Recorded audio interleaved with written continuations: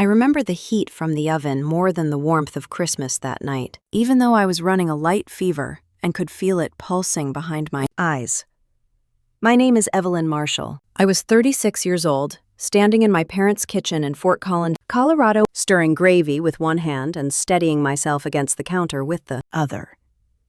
The house was full, the way it always was on holidays. The Parker family from next door, 2 people from my parents' church group, 2 cousins I had not seen in years, plus my parents and my younger sister, Chloe.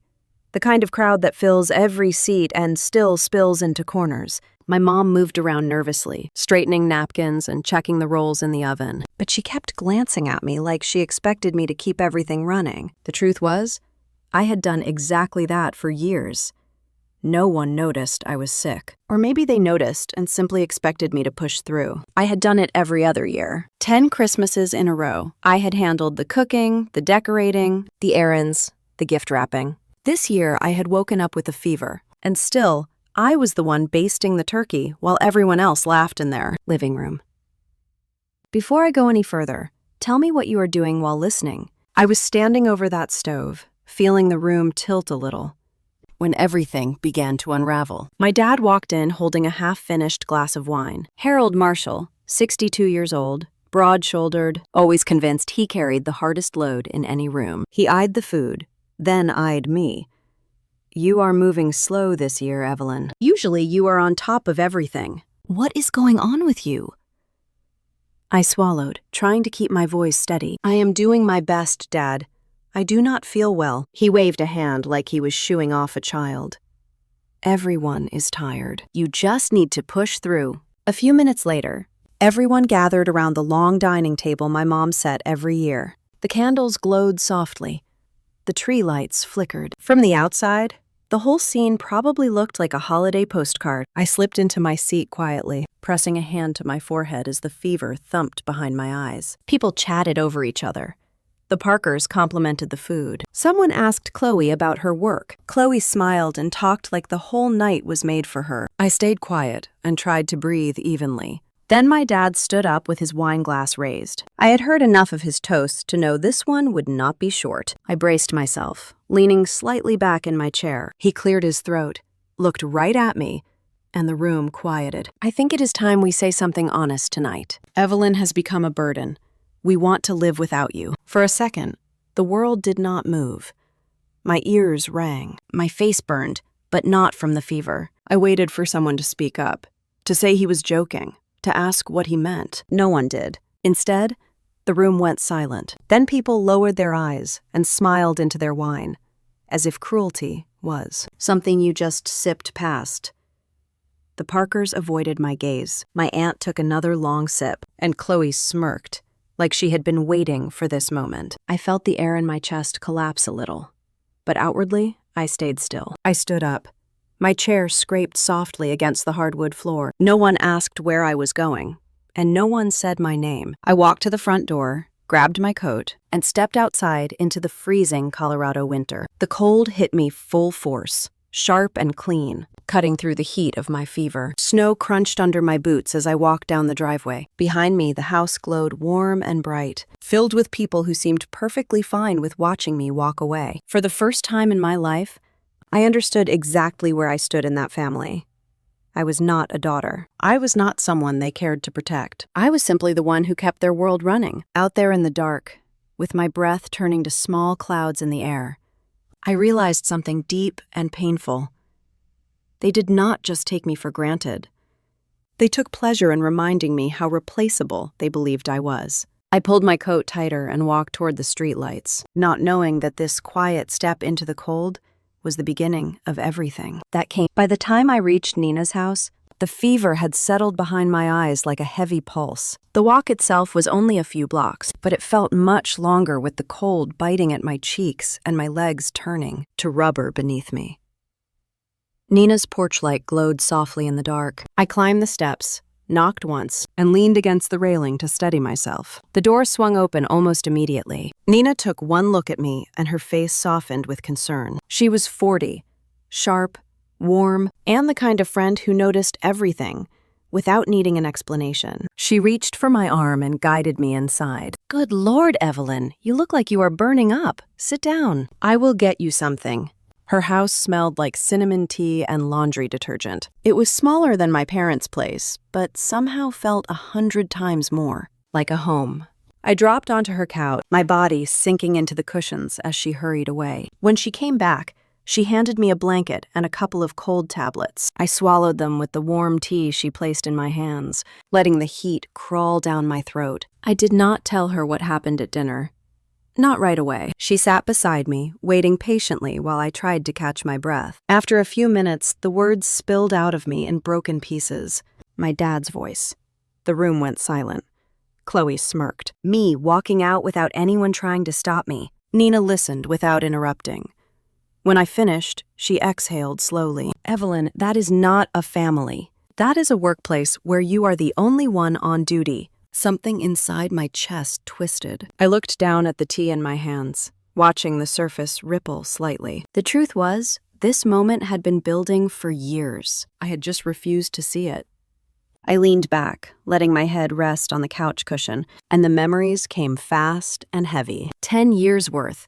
From 2014 to 2024. 10 years of stepping up, stepping in, and stepping aside every time someone in that house fell apart. I had been a software engineer at a tech company in Denver when my dad launched Marshall Plumbing and Repair. He had the skills, the tools, and the confidence, but he did not understand the online side of things. I built him a full website one weekend. I bought the domain in my name, paid for the hosting myself because he said he would pay me back later. He never did. And after a while, it felt awkward to even bring it up. Then came the customer portal. David asked if I could set up a page where clients could book appointments. I said, sure. Before long, I was handling all the scheduling, answering customer emails, sorting complaints, updating the calendar whenever a pipe burst across town. I would sneak out during my lunch breaks at work to call customers because Dad never learned how to use the system. My mom said I was a blessing. Chloe said I had too much free time. It kept going. David would call me at 7:30 in the morning asking me to email invoices or fix something on the site. At first, it felt like helping my family. Then it felt like my second job. But no one ever said thank you. Then came the card. My dad wanted a credit card for emergencies, but his credit was in rough shape. I added him as an authorized user on one of mine. It was supposed to be temporary. 4 years later, he was still using it for gas, hardware store runs, fast food, even haircuts. When the bill went up, Mom would say he needed it for the business.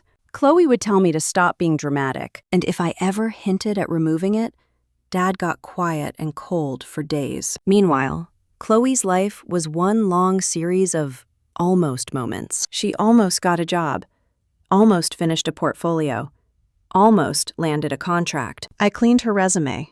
I organized her files. I answered her emails. I reminded her of interviews.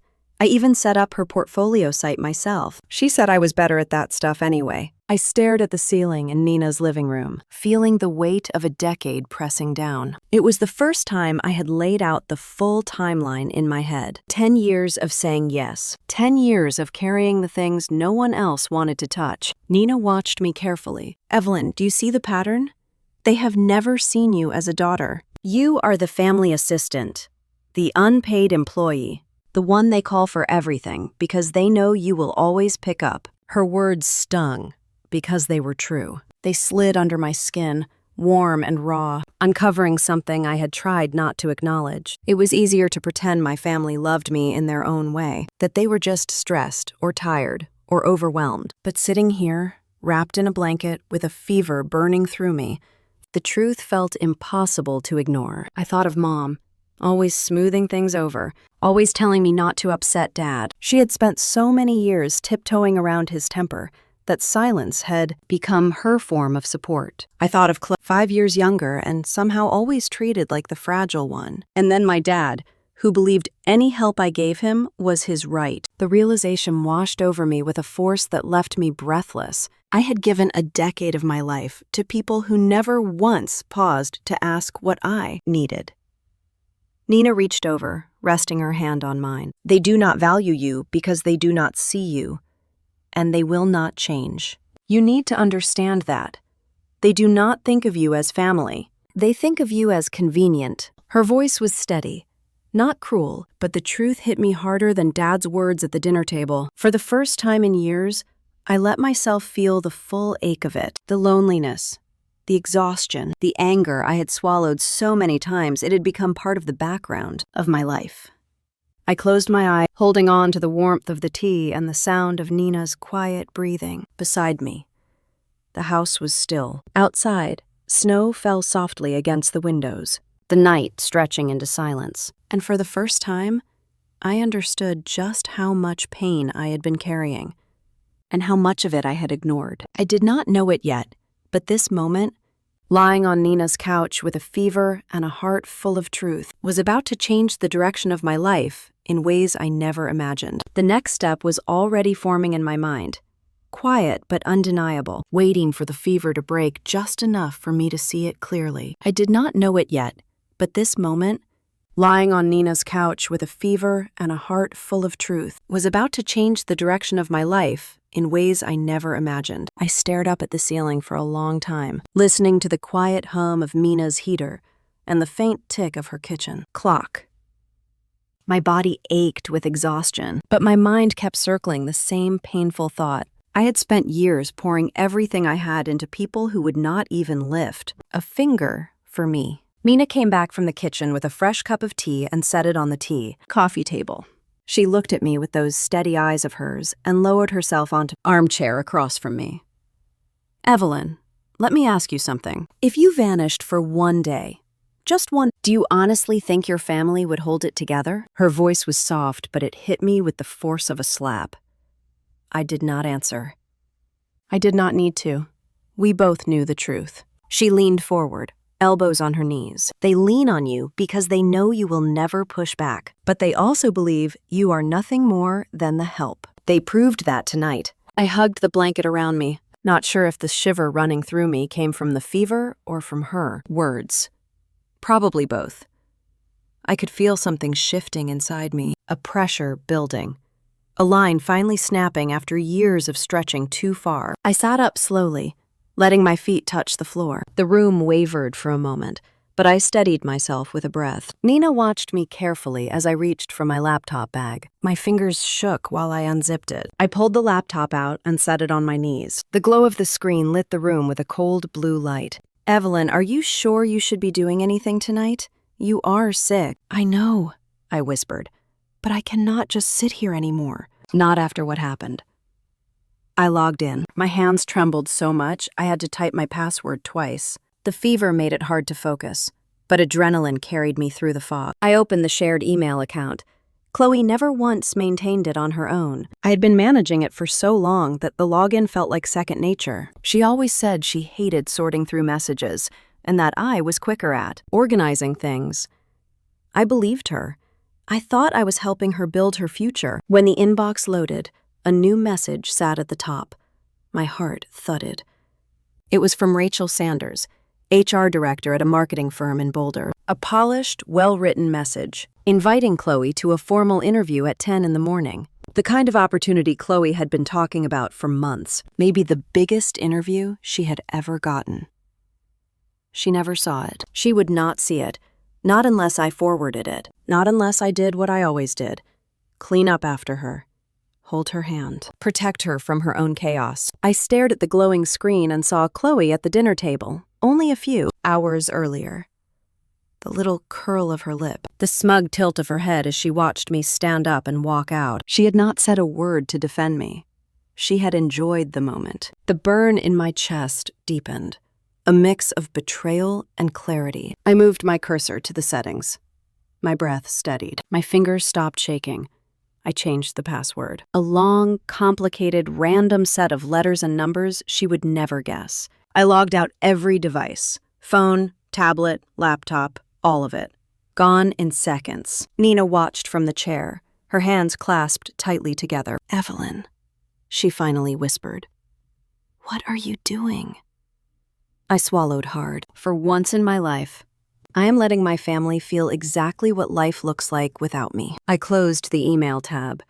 My pulse still pounding, I opened another window. The dashboard for Marshall Plumbing and Repair. The entire system lit up the way it always did when I logged in. The familiar customer list, the calendar, the automated messages, the upcoming bookings. 200 and some clients spread across the region. People who trusted the business because of the online setup, because of the responsiveness and organization.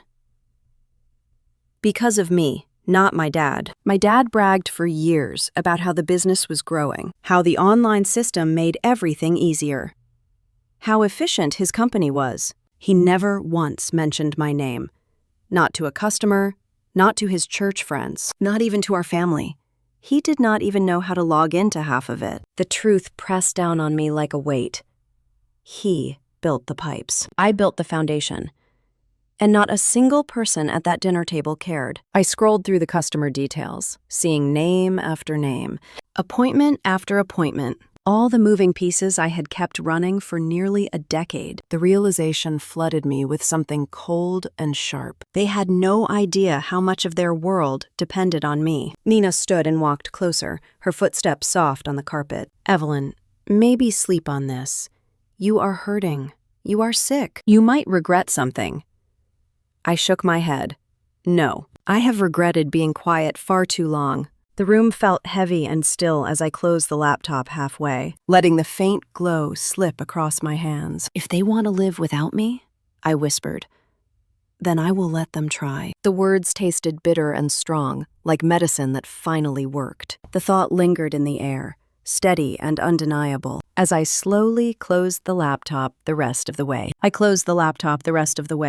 Letting the room fall into a quiet that felt heavier than the blanket around my shoulders. My fever made my head float a little, but there was a sharpness beneath it, a clarity I had not felt in years. I sat there for another long moment, staring at the closed lid, feeling the weight of everything that had brought me to this point. Then I opened the laptop again. The decision came slow and steady, like it had been waiting inside me for a long time. My cursor moved almost on its own as I pulled up the hosting account for the Marshall Plumbing website. My name appeared at the top of the screen, billing information, domain ownership, renewal dates, all under me, all paid by me, not by my dad, not by the business. Me. I clicked through the menus with hands that still trembled slightly from the fever. The dashboard loaded, showing the familiar structure I had built years earlier. The site was straightforward, clean, designed for easy customer use. It had worked flawlessly for a long time, because I made it that way. My finger hovered over the deactivate button. I closed my eyes, remembering my dad at that dinner table, watching me pack myself up emotionally as if I had never mattered, remembering the way everyone smiled into their glasses instead of speaking up, remembering Chloe smirking, satisfied to see me pushed aside. I clicked. The screen refreshed. The site disappeared from public view. The domain went dark except for a placeholder error page. I went into the account settings and changed the password to something long and complicated. Then I logged out of every device and every stored session. A small rush went through me. Fear, maybe. Relief, too. Something inside me felt like it was finally sitting upright after lying down. For years, I was not finished. I opened the CRM program. The customer relationship management software was the backbone of the business. 218 clients stored with detailed notes. 42 upcoming bookings for the week. All the appointments I used to remind my dad about because he would forget. All the follow-ups I had typed during my lunch breaks. All the emergency calls I had answered on weekends because he never checked. His email. I took a deep breath and clicked export, saving the data to my personal drive. Then I closed the window and changed the master password for that, too. The next screen confirmed the change. No one else had access. For the first time, I realized how much responsibility I had actually been carrying, and how none of them had ever acknowledged it. My phone buzzed beside me. I ignored it at first, assuming it was Nina checking in, but it kept buzzing, and buzzing, and buzzing. When it finally stopped vibrating, I let myself look. The screen lit up with a missed call from Douglas, my cousin. He handled some of the side admin work for my dad. I let it ring into voicemail. A few seconds later, a text appeared. The site is down. I'm getting an error of 404. Did you change something? I stared at the message. I had spent years jumping to respond to things like this, trying to fix problems before anyone blamed Dad. That instinct rose up in me for half a second. Then I let it fall away. I put the phone face down on the couch cushion without replying. Nina had stepped into her bedroom to grab fresh blankets, and when she returned, I must have looked different. She paused in the doorway, studying me. You okay? I nodded slowly. I feel clearer than I have in a long time. She set the blankets down and sat beside me. Evelyn, whatever you are doing, make sure you are doing it for you, not for revenge. I thought about that for a moment. Revenge. The word felt too sharp, too dramatic. What I felt was something simpler, more grounded. I was finally letting them feel the weight they had put on me. I reached for my tea and took a small sip. My throat burned a little, but it felt good to swallow. My laptop chimed again. This time it was an incoming call, not a message. The name on the screen made me blink. Lucas Turner, an old coworker from the software firm in Denver. We had worked on a project together a few years back, and he had always been kind to me in a quiet way. We kept in touch loosely, mostly holiday messages and the occasional birthday hello. I answered. Hey, Evelyn. Sorry to call out of the blue. You got a moment? His voice was warm, steady, a welcome shift from the chaos I had just created. I cleared my throat. Yeah, I can talk. Good. I was thinking about you yesterday. My team is starting a small side project, just a temporary contract, maybe a couple months. I remembered the work you did for us a while back. You were always fast and reliable. Wanted to see if you might be interested. Interest. The word felt foreign. I had not felt interested in anyone in a long time. I let out a breath. Lucas, that means a lot. Truly. I might be interested. I just have a lot going on right now. He laughed lightly. You and I both. No rush. I just wanted to put it out there. When the call ended, I stared at the phone for a long time. Something warm flickered inside me. Hope, maybe. Or possibility. Something I had not felt in years. Then the phone buzzed again. A voicemail notification from my dad. My stomach tightened. I pressed play. Evelyn, my card was just declined at the store. In front of everybody. You better not have touched anything. Call me back right now. What did you do? The anger in his voice was familiar, but this time, it did not pierce me. It skimmed off the surface of me like a stone skipping over water. I locked the phone and set it down. The room went quiet again, but not the heavy kind of quiet. It was calm, almost steady. I leaned back into the couch, listening to the wind whistle softly outside Nina's window. Whatever happened next, I knew the ground had already shifted under all of us. And for the first time, I was not afraid of that. Nina pulled an extra quilt from her linen closet and tucked it around me before turning off the lamp. The room dimmed to a soft glow from the hallway nightlight. My fever had climbed again, making everything feel distant and a little unreal. I let my body sink into the couch cushions, finally giving in to the heaviness that had been pulling at me all evening. Sleep came fast and deep. I did not hear my phone buzzing on the side table. I did not hear Nina check on me quietly around 3 a.m. I did not hear the snowplow rumbling down the street just before dawn. I slept through all of it. When Nina nudged my shoulder the next morning to check my temperature, I mumbled something, swallowed the medicine she handed me, and drifted right back under. My phone stayed turned off as the hours of the day began stacking on top of each other. Later, I would learn what happened while I slept through almost 24 hours. At the time, I knew nothing. I simply lay there with a fever and a body too drained to move. But life outside that living room did not pause with me. That morning, sometime around 9, my dad stood in the checkout line at a hardware store on College Avenue. He had a cart full of supplies for a pipe replacement, and he was laughing with another contractor in line. When the cashier read him the total and he swiped the card, it came back declined. He tried it again. Then again. The line behind him grew longer. People sighed. Someone muttered. The contractor he had been joking with shifted uncomfortably. The cashier said she could try manually entering the number. That failed too. My dad's voice rose. His face reddened. He demanded that she try the card one more time.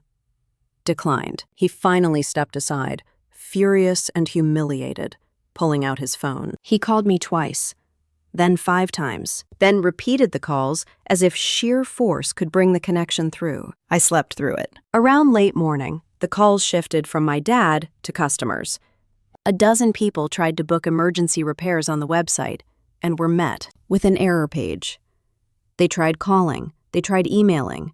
Nothing worked. It was the first time in years the business ran without the system I usually monitored. Dad panicked and called Douglas, thinking something was wrong with his phone. Douglas checked on his end, saw the same 404 errors, and called me again.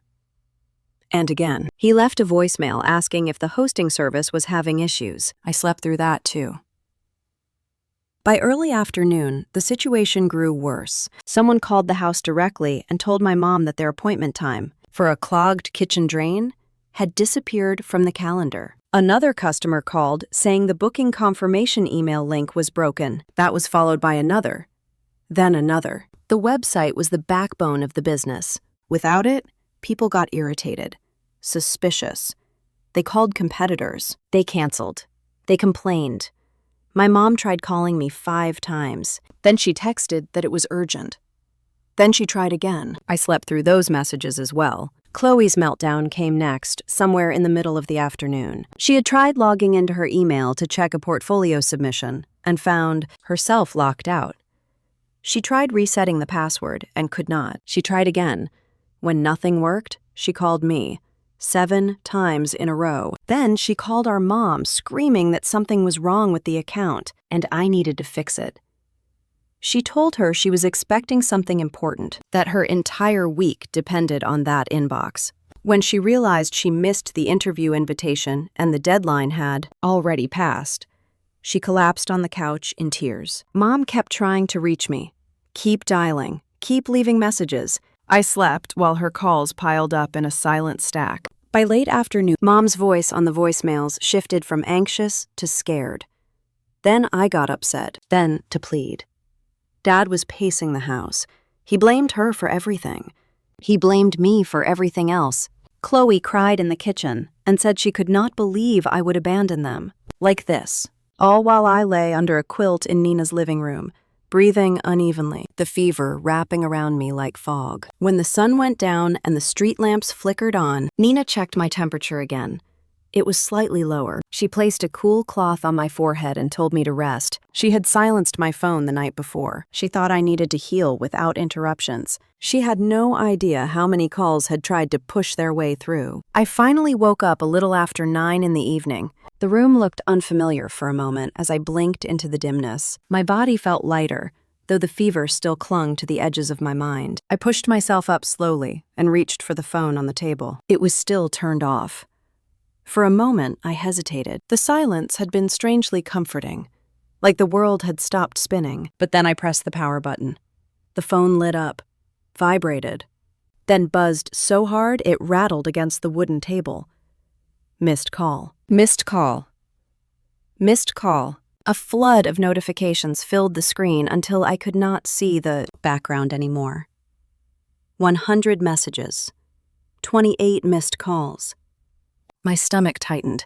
The room felt colder. I scrolled through the notifications. Almost every message was from my dad or my mom or Chloe. Some were short and sharp. Others were long, frantic paragraphs broken by typos. I did not open any of them. Not yet. Then, at the very top of the screen, a new message appeared. It was from Mrs. Parker next door. Your family has been talking about you all day. You need to know what they are saying. I stared at the message until the words blurred slightly. Something in the house must have truly broken.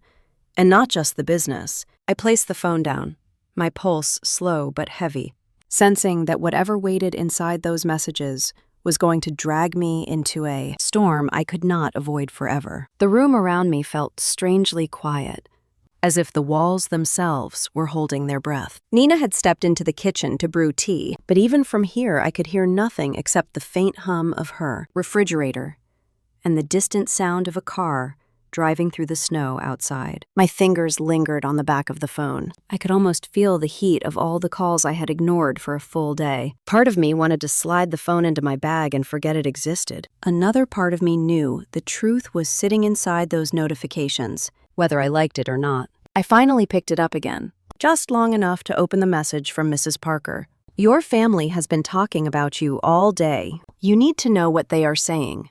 A chill cut through me, sharper than any fever. I closed the message immediately. For a long moment, I just stared at the blank television across from me, trying to make sense of the weight pressing down on my chest. It was not surprising.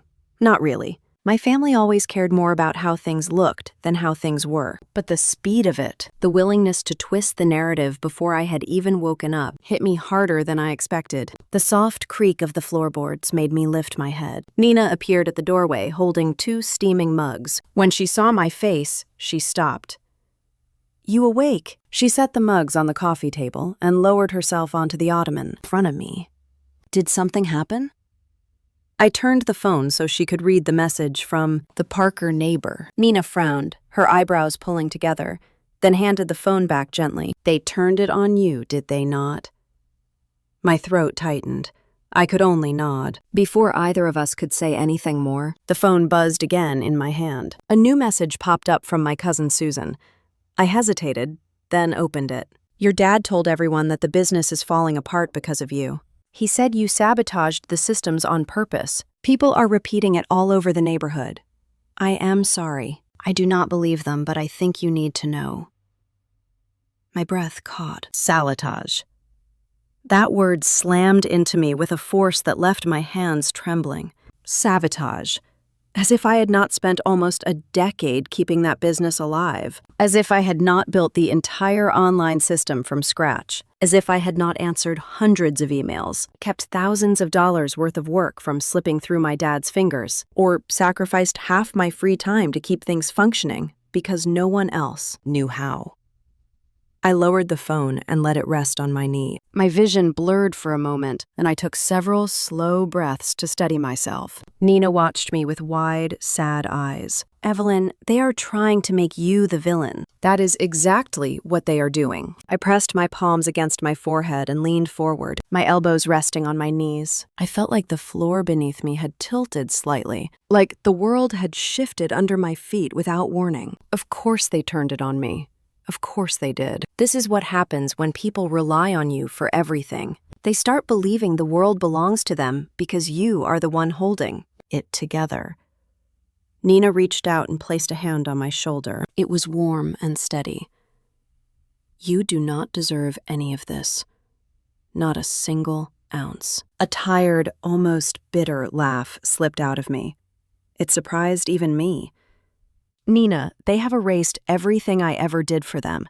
Every late night fixing the website. Every weekend updating the appointment calendar. Every time I rescued Chloe from a deadline, she forgot. Every year of keeping Dad's business running while he bragged that he had created an efficient company. She squeezed my shoulder gently. And without you, none of it would have lasted a week. The words lingered in the air, hanging between us. I felt my eyes sting, but I blinked the tears back. I was too tired to cry, too worn down, and maybe too numb. The phone buzzed again. I glanced at the screen and saw a name that stopped me for a moment. Lucas. He had reached out earlier about the small project in Denver, and now another message appeared on the screen. No pressure and no rush. Just wanted to let you know the team would love to have someone with your skill set. If you are thinking about making a change, we would be thrilled to talk. For a second, I forgot to breathe. Someone wanted me. Someone valued my work. Someone saw something in me that was not tied to obligation or guilt or expectations. It felt foreign and strange, almost like borrowing a warm coat after being cold too long. Nina leaned closer, reading the message along with me. She whispered, almost reverently, "This is your opening, a real one. Maybe even the one you have been waiting for." I stared at the message, letting the possibility settle inside me like a small light pushing back the dark. Denver. A fresh start. A city where my last name meant nothing, and no one expected me to play the role I had been trapped in for so long. I did not respond.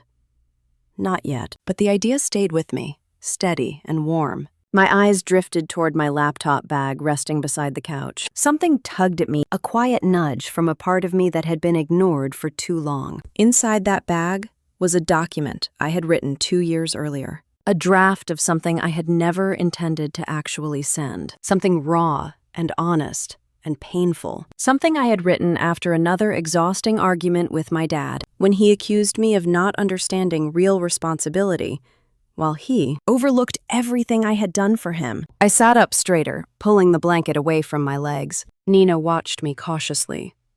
"What are you thinking?"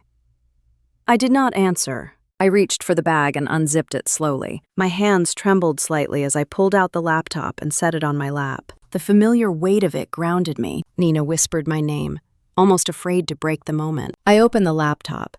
The glow from the screen lit up the darkened living room. My fingers hovered over the trackpad as I clicked through the folders until I found the one labeled Old Letters. There it was, a file from 2021.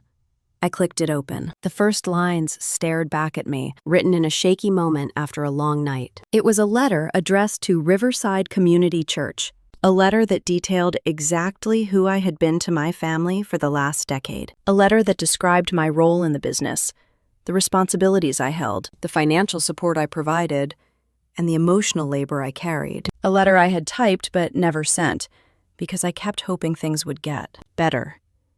Because I believed that families sorted things out eventually. Because I thought loyalty meant staying quiet. I read the words in silence. They felt old and familiar, like they belonged to someone I used to be, someone who still believed in giving people endless chances. But that person was not sitting on Nina's couch tonight. I took a slow breath and closed the draft without saving. Nina blinked. "Evelyn, what are you doing?" Something stronger had risen inside me, something I had been resisting for far too long. I clicked to create a new document. The blank page opened, white and waiting. I felt a stillness settle over me, a calm that did not come from fever or exhaustion.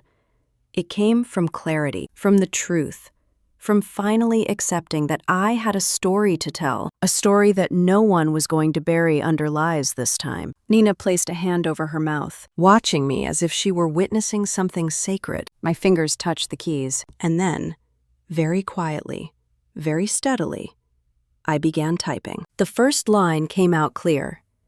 "It is time to tell the truth." I paused, reading it, letting the weight of the words sink into me. They felt right. They felt necessary. I continued. Behind me, the snow outside tapped gently against the window. The heater hummed softly. My fever eased a little, almost as if my body recognized the shift happening inside me. I kept writing. Paragraph after paragraph, sentence after sentence. The facts came easily. Who built the website? Who ran the customer systems? Who paid the bills? Who maintained the emails? Who held the family together? Who kept the plumbing business from collapsing? Who fixed Chloe's entire professional life every time she fell apart? Me. Not my dad, not my mom, not my sister. Me. I wrote until the words started flowing without thought, pulled forward by years of silence, breaking open at last. When I finally paused, I realized Nina was still sitting beside me, her eyes shining in the soft light. "You needed this," she whispered. "I can see it." I looked back at the screen, my fingers resting gently on the keys. The truth sat there, quiet but powerful, and I knew I was only just getting started. Chapter 7. I stared at the blinking cursor on the screen, my fingers suspended in the air for a long moment before I continued typing. The words that had come before this were heavy and honest, but as I scrolled back up to reread what I had written, something inside me settled. It was the first time in a long time that the truth looked back at me without shame, without excuses, without the knot in my stomach I used to feel every time I tried to defend myself to people who never cared to listen.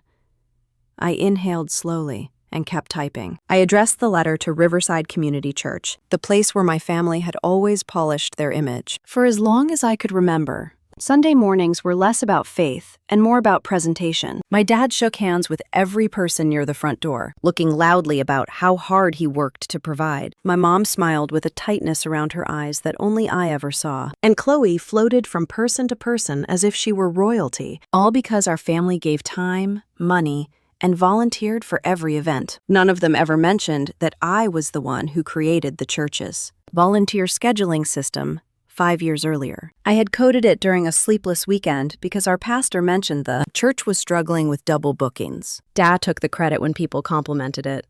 I let it go. I let a lot of things go. So tonight, as I began the letter, I wrote the truth plainly. I explained how for 10 years I had quietly carried the full weight of the Marshall plumbing business, how I had built the website, purchased the hosting, managed the emails, handled the scheduling software, and responded to every customer inquiry that came through after hours. I wrote about the nights I worked until 2 a.m. because a customer complaint needed addressing, or because the booking calendar had crashed again and I could not sleep until it was fixed. I wrote that no one in the Marshall household, including the owner of the business himself, knew how to log into the system without me. I described how my dad used the secondary credit card I had provided for 4 full years, charging groceries and supplies and gas, without ever acknowledging where those funds came from. I wrote how Chloe had relied on me to manage her entire professional life, from building her resume, to editing her portfolio, to submitting her job applications.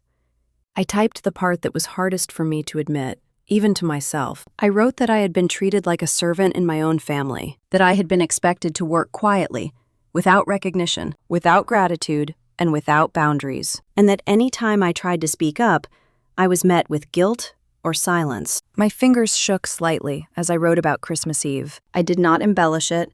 I did not soften it. I described exactly how it happened. I wrote that in front of more than 20 people, including neighbors and friends from church. My dad lifted his glass and said I was a burden, that he wanted to live without me, that the room had fallen silent before everyone smiled into their wine as if nothing cruel had just been said. I wrote that no one defended me. Not my mom, not my sister, not one person at that long dining table. I wrote that I walked out of the house that night, and not a single person followed. The more I wrote, the more the truth steadied me. It did not feel like revenge. It felt like testimony, a record that needed to exist, because for 10 years my family had depended on the assumption that I would always stay quiet. When I reached the end, I signed my name. I sat back and rested both hands on the laptop. It felt like holding the heartbeat of everything I had been through, everything I had carried, everything I was finally setting down. I reread the entire letter from start to finish, and for the first time, I did not second-guess a single word. Nina stepped into my peripheral vision and lowered herself onto the couch beside me. She had been silent for the last half hour, letting me work through the final lines on my own. "Is it done?" she whispered. I nodded. She leaned closer and read the last paragraph. When she finished, she sat back slowly and placed her hand over her mouth. My heart thudded in my chest. I was not sure if she was overwhelmed or shocked or something else entirely. "Evelyn," she said softly, "this is the truth, pure and unfiltered. You did not exaggerate. You did not attack them. You just told the truth." I nodded again, because I needed to hear it as much as she needed to say it. "Are you going to send it?" I looked down at the button in the corner of the screen. My finger hovered above the trackpad. A part of me still expected guilt to rise up like it always did. I waited for the familiar wave, the old instinct to protect them at my own expense. It never came. Instead, I felt something quiet and strong inside me. Something like peace. I clicked send. A faint whoosh sound played, too soft for how monumental the moment felt. I watched as the screen confirmed the letter had been sent to the Riverside Community Church mailing list, including the board, the volunteer committees, the Bible study groups, and Pastor Glenn himself. For a breathless moment, the room felt still. I had spent 36 years holding my tongue to protect people who never protected me. Tonight, I finally let go. Nina exhaled a long breath beside me, then laughed under it, half disbelief and half relief. You actually did it. I closed the laptop with hands that no longer shook. I leaned back into the cushions and felt the exhaustion drift through me. But it was a different kind of tired. Not the fatigue of being drained, more like the tiredness that comes right after a long storm passes. A few minutes later, my phone buzzed. Then buzzed again. Then again. I picked it up out of habit, expecting more calls from my family. Instead, I saw a message from someone I had not heard from in years. It was from Mrs. Cantwell, one of the older women at church who used to bring cookies to every potluck. She had always been kind to me, always asked if I was taking care of myself, always looked at me with soft concern. I never understood until recently. Her message read, "I just saw your letter. I had no idea you went through all of this. I am praying for you. Do not let anyone make you feel small for telling the truth." Another message came in, then another, and another. I put the phone on silent and turned it face down. People in the church were reading it, talking about it, whispering about it. The story that had been buried for so long was no longer hidden behind closed doors. Somewhere in that moment, a new notification appeared at the top of the screen. "Pastor Glenn would like to schedule a meeting with your parents." My breath caught again, but this time with something close to satisfaction. I wondered what my dad would say when he was asked about the website, the credit card, the business, the responsibilities he claimed were his alone. I wondered how my mom would look when she was asked about the Christmas Eve dinner. For once, they would be forced to answer for their own words. I picked up the phone to show Nina the message. Before I could hand it to her, another notification popped up from her own phone. She blinked at the screen. "Oh my goodness," she whispered. "Evelyn, you need to see this." She turned her phone toward me. It was a screenshot of a Facebook thread from one of the church groups. I saw dozens of comments already, people tagging each other, asking questions, expressing shock, saying they never knew. And at the top of the screen was Nina's text to me. "You should check Facebook. The whole church is talking about your family." I stared at the screen, feeling the weight of all the years behind me and the shift happening right in front of me. The truth was no longer mine alone, and nothing about my family's life would be the same again. Chapter 8. Below, written exactly to your specifications. Direct continuation from Chapter 7. First person, American tone, natural emotional flow, clean text only, no special characters, no dashes, no colons, no CTA, no recap, no analysis. Length, approximately 1,500 to 2,000 words. Everything follows the approved outline. Chapter 8.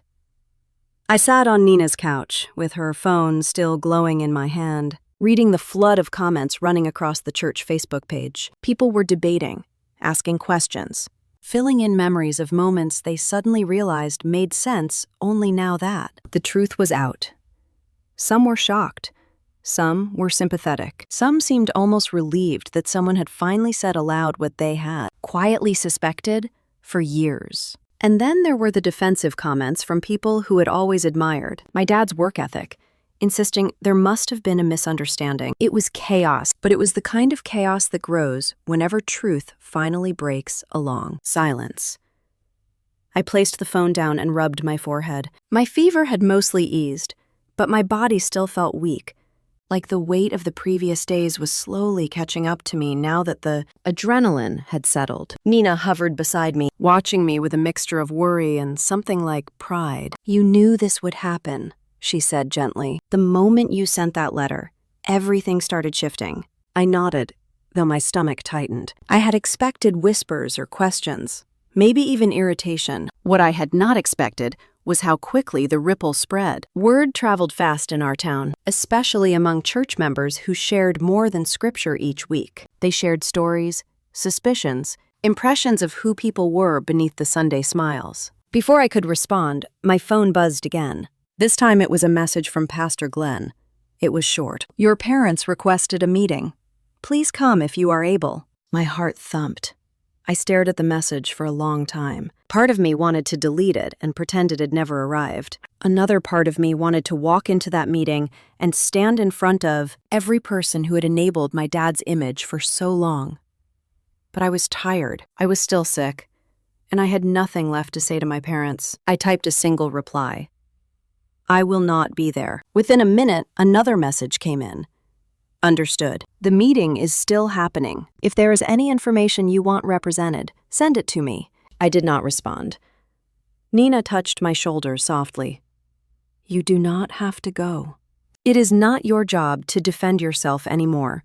You already spoke your truth. I nodded again, then stood and stretched my sore muscles. I felt fragile, but clearer, the fog of the last 10 years lifting in a way I had never believed possible. The meeting was scheduled for early evening. As 5 o'clock approached, I imagined the familiar fellowship room at Riverside Community Church, with the long folding tables, the old beige carpet, and the framed photos of church volunteers on the wall. I imagined my parents walking in with tight expressions, prepared to argue, prepared to spin things. I imagined Chloe beside them, ready to deny, dismiss, and shift blame the way she always did. I sat on Nina's sofa and felt the tension crawl into my chest. It was strange not being there, strange letting the truth exist without me standing in the room to hold it up. But maybe that was part of the lesson I needed to learn. The truth did not need my presence to be real. It was real because I had lived it. As the meeting time drew closer, I tried to distract myself. I cleaned a few dishes in Nina's sink.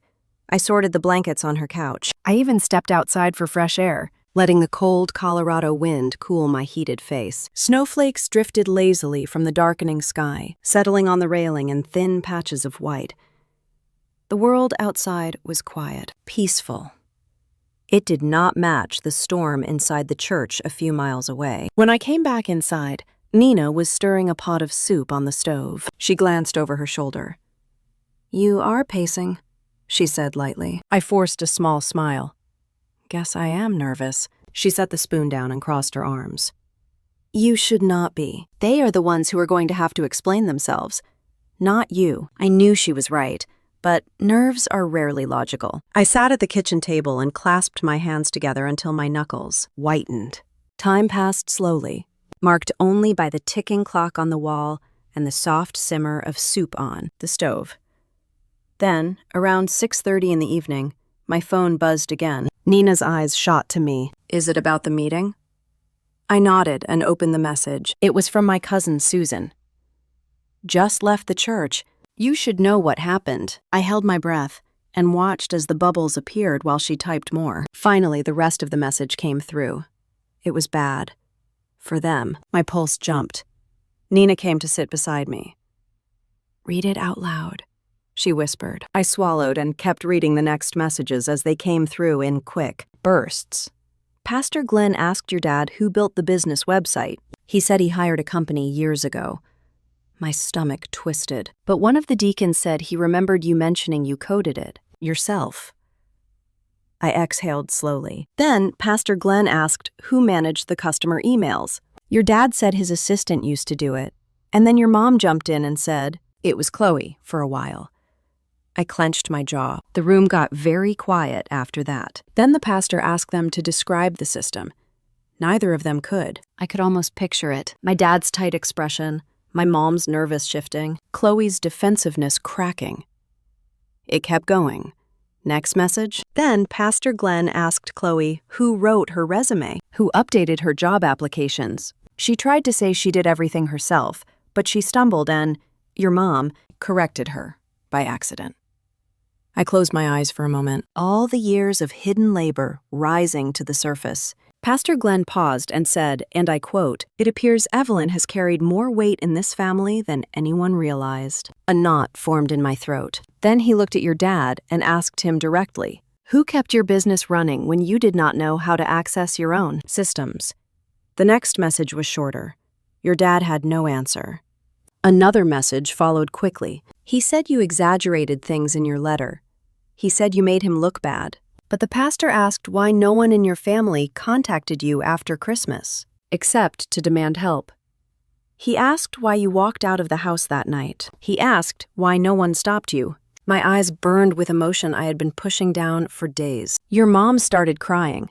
Chloe accused you of jealousy. I let out a tired breath. Jealous, the same word she always used when the truth made her uncomfortable. But everyone in the room saw that your dad and Chloe could not explain why. You were handling all of their responsibilities if you were not the one holding everything together. My chest tightened. I had waited 10 years for someone to see what was so obvious to me. The next message came slowly, as if Susan hesitated before sending it. Then Pastor Glenn said something that made your dad go pale. He told him that a man who forgets the person holding his family together is a man who forfeits the right to judge her. The room seemed to blur around me for a moment. Nina laid her hand over mine. "Evelyn," she said quietly, "that is the truth people have needed to hear for a long time." I nodded, unable to speak. Another message arrived. "By the end of the meeting, your parents did not have much left to say." People were whispering as they left. "I do not think your family will be able to hide from this anymore." I read the final line twice. "You should brace yourself.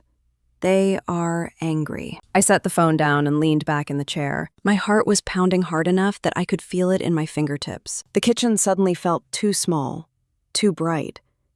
Nina watched me carefully. "Evelyn, talk to me." I shook my head slowly. "I do not know what to say." She reached out and took both my hands. Her voice was soft, almost soothing. "You do not have to say anything. The truth is finally out in the open. They cannot twist it anymore." I inhaled deeply, trying to steady my breath. The weight of years pressed against me, but for the first time it felt like something lifting rather than something crushing. Still, something uneasy fluttered in my stomach. She is right, I thought. They cannot twist it anymore. But that did not mean they would not try. Before I could gather my thoughts, my phone vibrated again. I glanced at the screen and felt my body tense. Dad. A call this time, not a text. My heart dropped into my stomach. Nina leaned in. "Are you going to answer?" I stared at the screen as it kept vibrating in my hand. The name Harold Marshall glared at me, more unfamiliar now than ever before. I remembered his voice calling me a burden in front of a room full of people. I remembered him watching me walk out and doing nothing. I remembered the years before that, the subtle digs, the dismissive comments, the lack of gratitude. The phone kept buzzing. I finally let out a slow breath and whispered, "Not yet." The call ended. For 3 seconds, the room was silent. Then the phone buzzed again. A voicemail. Nina looked at me, her eyes wide. What did he say? I swallowed, my voice barely audible. He said we need to talk. I closed my eyes. It was not a request. It was a warning, and I knew the storm that was coming next would be the one that decided everything. The voicemail sat heavy in my phone, as if the weight of my dad's voice could seep through the glass and settle in my chest. I did not open it. I did not listen to a single word. I had heard enough from him for one lifetime, and whatever he wanted to say now was only because the image he loved so dearly was cracking in front of the entire church. I stared at the screen until Nina finally reached over and gently turned the phone face down. "You do not owe them anything tonight," she whispered. I nodded, though the trembling in my hands did not stop. I did not sleep much that night, even after Nina turned off all the lights and we both settled into the quiet of her living room. My mind would not rest. I thought of the meeting at church, the questions Pastor Glenn had asked, the way my dad must have looked, with people finally seeing through the version of himself he had performed for decades. I thought of my mom wiping tears in that beige fellowship hall, not because she realized how much she had hurt me, but because she feared embarrassment. And I thought of Chloe, who had always built her life around the safety net I provided, now standing in front of people who finally understood she had never stood on her own. I woke up early, sometime around 6 in the morning. Dawn was just beginning to lighten the sky outside Nina's apartment. I lay on the couch staring at the ceiling, feeling something strange in my body. It was not dreadful. It was not fear. It was more like a release. My phone buzzed again around 8. This time, the message was simple. Meet us at Elm Creek Park at 11. It was from my dad. No question mark, no please, just an order. Nina came into the room with her hair tied loosely and a blanket wrapped around her shoulders. She saw my expression and sighed. Let me guess, he wants to talk. I pushed the phone across the table. She read the message and shook her head. He is not asking you, he is summoning you. I know, I said quietly, but maybe it is time to hear whatever this is. She studied my face for a long moment. Then she nodded slowly. If you are going, I am driving you. You are still weak from the fever, and I do not trust them not to say something that puts you back under their control. I smiled a little. The first real smile I had felt in days. Thank you. The morning passed in small, quiet moments. Nina made oatmeal. I forced myself to eat a few bites.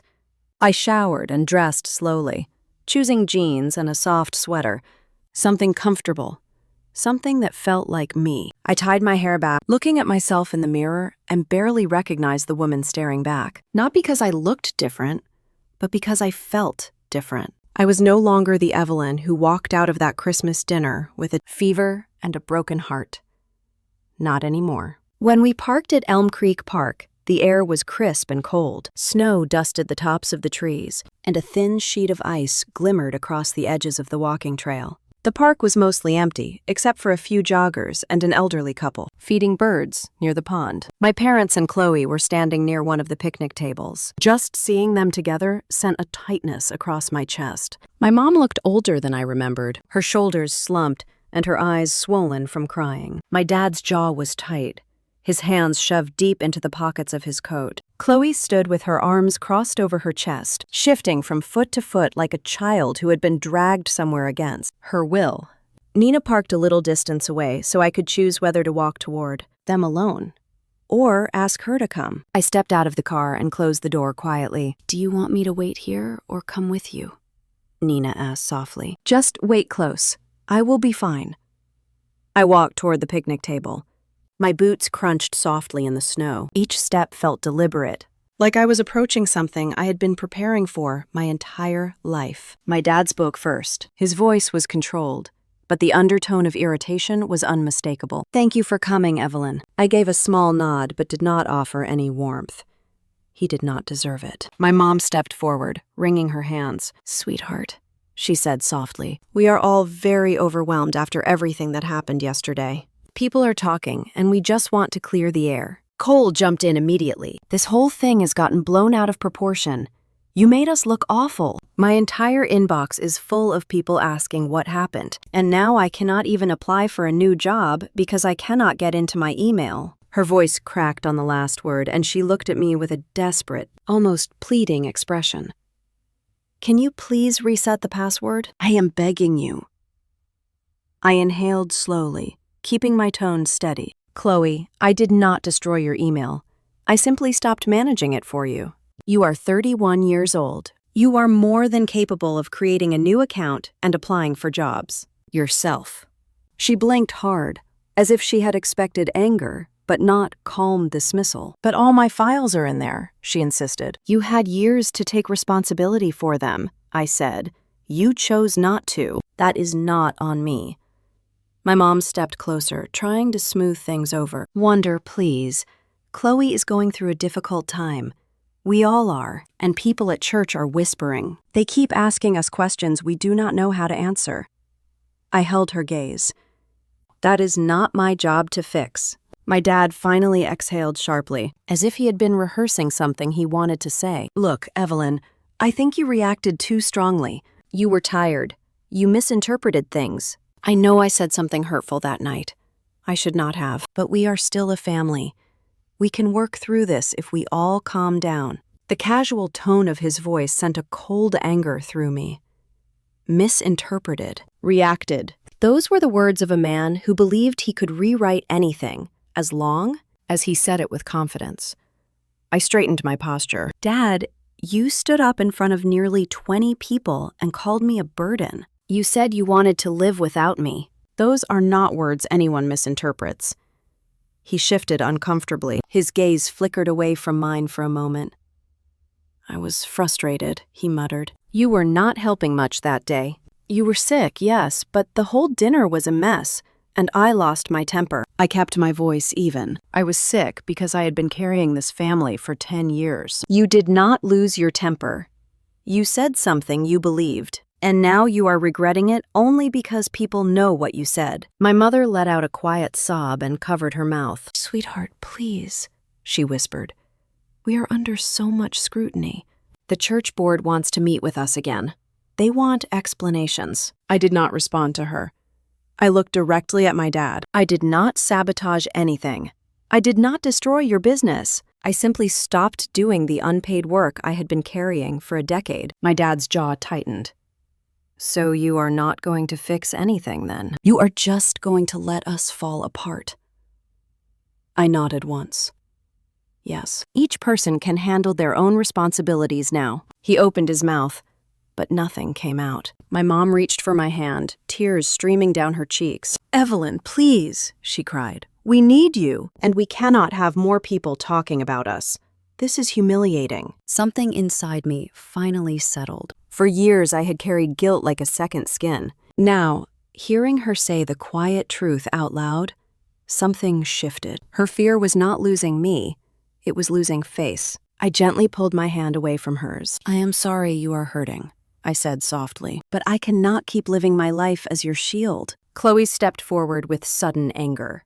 "So that is it. You are just leaving us, after everything we did for you." The words were so backward, so absurd, I nearly laughed. "You did not do things for me," I said calmly.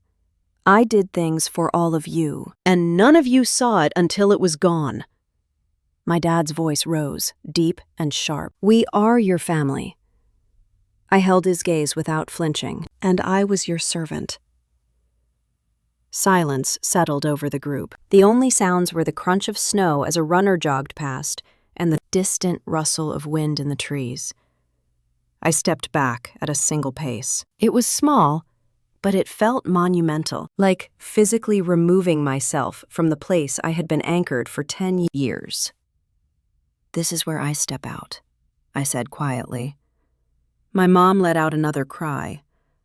Chloe looked stunned. My dad's face hardened into something between anger and disbelief. I turned slightly, preparing to walk away. My heart beat steadily, not fast, not hesitant, but sure. Then my phone buzzed in my pocket. I glanced down without thinking. A message from Lucas. "We would love to have you in Denver tomorrow to meet the team. No pressure, but I think you would be an amazing fit." I stared at the screen for a long moment. Behind me, my family remained silent, waiting, expecting me to turn back, to fold, to apologize, to return to the role they understood. But the world had already shifted. I walked away from my family with the message from Lucas still glowing on my phone, the cold air curling around my face as if reminding me that I was stepping into something new. Nina watched from the car, her breath fogging the window, waiting to see if I would change my mind. But I did not look back. I kept walking until the voices behind me faded, and the only sound left was the crunch of snow under my boots. That night, I lay awake in Nina's guest room, staring at the ceiling, the message replaying in my mind. An invitation. A door opening. Something I had never allowed myself to imagine. I had spent so many years building my life around other people's needs that I had forgotten I could choose something for myself. Around midnight, I made the decision. I sent Lucas a short reply telling him I would be there. He responded within minutes, warm and encouraging, saying the team was excited to meet me. I closed my phone and let myself breathe for the first time in what felt like a decade. By morning, I had packed a small suitcase, only the essentials, nothing that carried the weight of my past life. Nina insisted on driving me to Denver. She filled a thermos with hot coffee and tossed an extra blanket into the back seat, even though I told her I did not need it. She hugged me longer than usual before we climbed into her car. She insisted on driving me to Denver, saying I still looked too pale to make the trip alone. I didn't argue anymore. It felt good to let someone care for me for once. The drive took a little over an hour. The sky was pale blue, the mountains sitting quiet and steady in the distance. For the first time in years, I felt like the world was stretching out ahead of me instead of closing in. When we crossed into the city, I watched the lines of buildings rise, bright with windows catching the winter light. Lucas had arranged to meet me at a small workspace downtown. When I walked inside, I was greeted with warm smiles and the scent of fresh coffee. The office was simple, industrial beams overhead, and tall plants near the windows. The team he introduced me to was small but energetic, filled with people who spoke about their work with a spark in their eyes. They asked me questions not about what they needed me to do, but about what I loved building. What parts of coding lit me up? What ideas I wanted to explore? No one talked to me like a housemaid. No one talked to me like background support. They looked at me as if I had value, as if I had something to offer. When I showed them a few of my old projects, they nodded with genuine interest, asking thoughtful questions, making space for me. It had been so long since I felt seen that I almost did not recognize them. Feeling. I kept my hands folded tightly in my lap to stop them from shaking. After the meeting, Lucas walked me to a small coffee shop around the corner. We sat by the window, and he told me the company was growing, that they wanted someone reliable and steady who understood how systems worked from the ground up. He said it in such a sincere way that it felt like a balm on an old wound. I felt my throat tighten, not from sadness, but from the overwhelming relief of being valued. I did not commit to anything yet. I told him I needed a little time. He nodded and said the offer would be there whenever I was ready. It was the first time in years someone gave me space instead of pressure. With Nina's help, I found a small apartment on the southeast edge of the city. It was nothing big, just a one-bedroom with soft carpeting and a little balcony that overlooked a row of pine trees. The walls were bare and quiet, untouched by the noise of my past life. I signed the lease and picked up the keys the same day. When I walked inside for the first time, alone, carrying only a duffel bag and 2 boxes Nina helped me sort, I felt something I had not felt since childhood.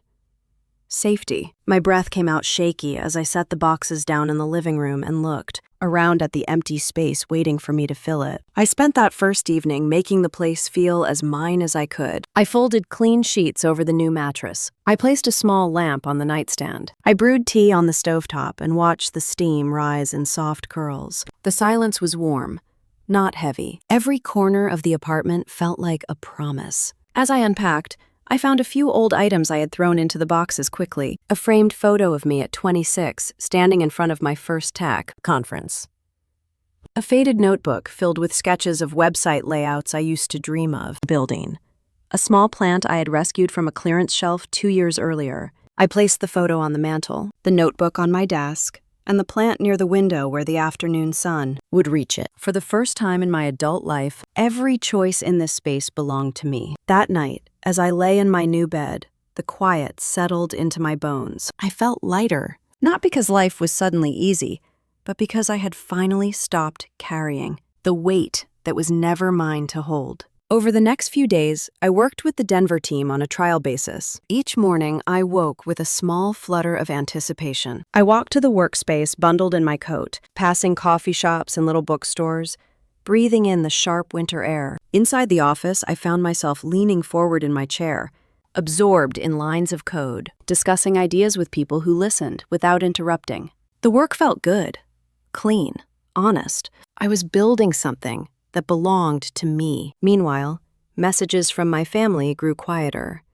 First, they were frantic, then angry, then half blaming, half pleading. Eventually, they faded into silence. I did not block them, but I did not respond. I needed this separation. I needed this life. One afternoon, I stood on my balcony with a mug of tea, watching snow fall between the pine branches. The world looked soft and new. I thought back to the Christmas dinner, the sting of my dad's words, the silence of the people around him, the wine glasses lifting as if cruelty were nothing unusual. I closed my eyes and breathed deeply. I realized I no longer replayed that moment with anger, only clarity. They called me a burden, but they were the ones who collapsed the moment I stepped away. The truth of it settled gently in my chest. No longer sharp or painful, just honest. Later that evening, I sat at my desk with the soft lamplight glowing over my hands. My phone buzzed with a message from Nina asking how my day had gone. I smiled and typed a long reply, telling her about the new features I had built and the way the team had, cheered when one of my solutions fixed a long-standing bug. She responded with a dozen exclamation points spelled out in words telling me she was proud of me. After I set my phone down, I opened my window an inch to let in the cold air. It made the apartment feel even cozier. I looked around at the quiet space and felt a warmth rise in my chest. I had rebuilt my life, piece by piece, step by step, truth by truth. To the women listening to my story, I want to leave you with this. If you have ever been told you were too much or not enough for your own family, remember this: silence can be power, and truth can be the loudest revenge. Tell me in the comments what integrity means to you and where you are listening from.